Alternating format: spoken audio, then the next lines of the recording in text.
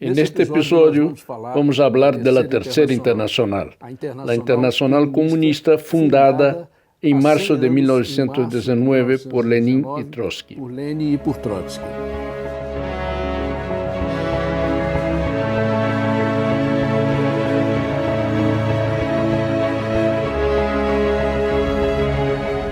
Esta serie tendrá un nuevo vídeo cada miércoles a las 18 horas. Inscríbase en el canal para recibir las notificaciones. La Tercera Internacional fue fundada bajo el impulso de la Revolución de Octubre de 1917. En plena guerra civil, varios partidos socialistas se reunieron en Moscú para realizar el primer congreso de fundación de la nueva Internacional. Tenía un objetivo declarado: hacer la revolución socialista mundial. Para el partido bolchevique, la revolución rusa era solo un primer paso y una palanca para desarrollar y impulsar la revolución socialista en el mundo entero. Pero la victoria de la revolución rusa, la que permitió que Lenin y Trotsky hiciesen la primera tentativa de construir una dirección revolucionaria internacional, un verdadero Estado Mayor para la revolución socialista mundial. Pero ¿de dónde surgió la idea de construir la nueva Internacional? ¿Y cuáles fueron las bases para su constitución?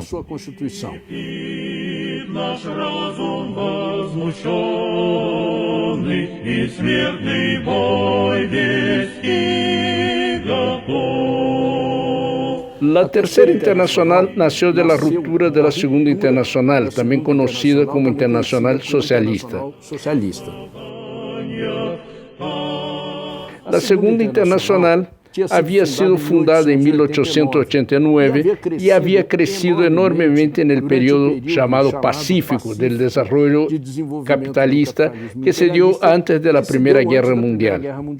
Ese crecimiento de la segunda se dio en un periodo de grandes luchas por reformas, como salarios, 8 horas de trabajo, y también de construcción de sindicatos y de crecimiento electoral y parlamentario de los partidos socialistas nacionales. Contradictoriamente, ese crecimiento de los partidos socialistas europeos llevó a la formación de una camada de burócratas privilegiados constituida por deputados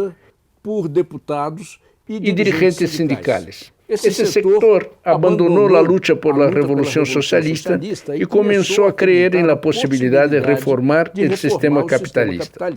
Cuando estalló la Primera Guerra Mundial en 1914, las direcciones nacionales de esos partidos socialistas apoyaron a la burguesía de los respectivos países.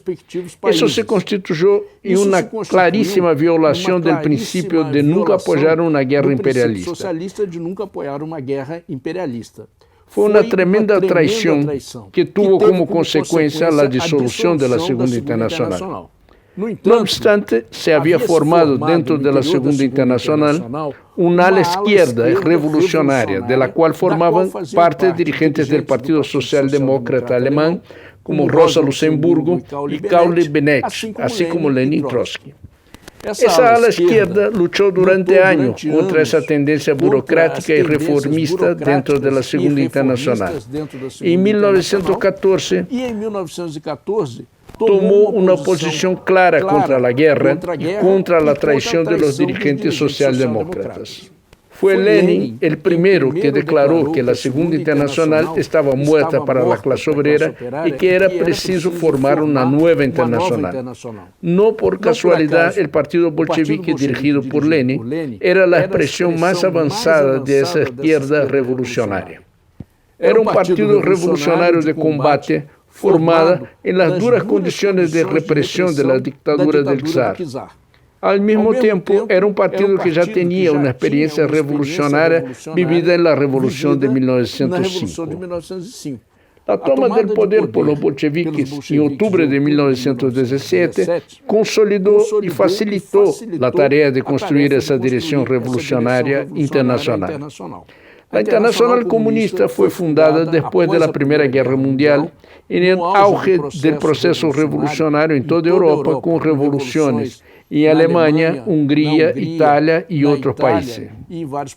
Pero no fue un camino fácil. La traición de la socialdemocracia cobró su precio y alcanzó las filas de la Tercera Internacional. En enero de 1919, apenas 2 meses antes del Congreso de fundación de la Tercera Internacional, Rosa Luxemburgo y Carlo Libinetti fueron asesinados. Ellos fueron muertos por grupos paramilitares de derecha al mando de los gobernantes socialdemócratas. En el discurso de apertura del Congreso de fundación de la Tercera Internacional, Lenin homenajeó a los dos grandes revolucionarios, llamando a todos los presentes a prestar un homenaje a Carlo Libinetti y a Rosa Luxemburgo como los mayores representantes de la Tercera Internacional. En sus 4 primeros congresos, que eran anuales, la Tercera Internacional definió las líneas maestras de un programa revolucionario y de la organización de los partidos comunistas. En el primer congreso, en su plataforma y sus estatutos, la Tercera definió como su objetivo la toma del poder por el proletariado en todos los países, la constitución de gobiernos basados en consejos obreros, o sea, soviets, y la socialización de la economía como base para una transición hacia el socialismo. En el segundo congreso fueron votadas las 21 condiciones para la adhesión de los partidos socialistas a la Tercera Internacional. Esas condiciones delimitaban el tipo de partido constituido exclusivamente por revolucionarios y organizado bajo el principio del centralismo democrático. O sea, el modelo y los principios del partido bolchevique fueron extendidos a los partidos de los demás países. En esos 2 primeros congresos y también en el tercero y en el cuarto fueron aprobadas importantes resoluciones programáticas. Entre esas resoluciones estaba un programa de lucha contra la opresión sobre las mujeres y un programa para la lucha de los pueblos oprimidos. Además de eso, también se aprobaron resoluciones sobre el Frente Único Obrero, sobre la participación de los comunistas en las elecciones burguesas, sobre la intervención en los sindicatos y varios otros temas. Todas esas resoluciones son aún hoy una referencia para los problemas tácticos y estratégicos de la Revolución Socialista y hacen parte de su programa. Pero lamentablemente esa experiencia de la Tercera Internacional duró poco, apenas los 4 años de los primeros congresos. Pero al final, ¿qué ocurrió? La burguesía europea, con el auxilio decisivo de la traición de las direcciones socialdemócratas, consiguió revertir la ola revolucionaria de la posguerra. El retroceso de la Revolución Mundial provocó el aislamiento de la Unión Soviética en el escenario internacional. Ese aislamiento, combinado con otros factores como el agotamiento del proletariado, que había luchado tremendamente en la guerra civil, y la propia destrucción del país, llevaron a la burocratización del Estado soviético y del propio partido bolchevique. Como la Tercera Internacional estaba estrechamente vinculada con los destinos de la Unión Soviética y del propio partido ruso, eso también llevó a la degeneración de la Internacional Comunista. Pero lo más importante es que la fundación y los primeros años de la Tercera Internacional entraron para la historia. Fue el más importante intento de construir una dirección revolucionaria internacional, un partido mundial para dirigir la revolución socialista. La Tercera Internacional dejó una enorme herencia de enseñanzas para las nuevas generaciones de revolucionarios. Dejó un legado programático, teórico y organizativo para los revolucionarios del mundo entero, y está sintetizado en los volúmenes con las resoluciones y documentos de los 4 primeros congresos. Lenin fue sin duda un inspirador y un jefe indiscutido de la Tercera Internacional. Pero después de él, Trotsky cumplió un papel fundamental, tanto en los discursos como en la redacción de las resoluciones, documentos e informes sobre la situación internacional de esos 4 primeros congresos. Y después de la muerte de Lenin, como vamos a ver en los próximos episodios de esta serie, Trotsky fue el mejor defensor de ese legado revolucionario.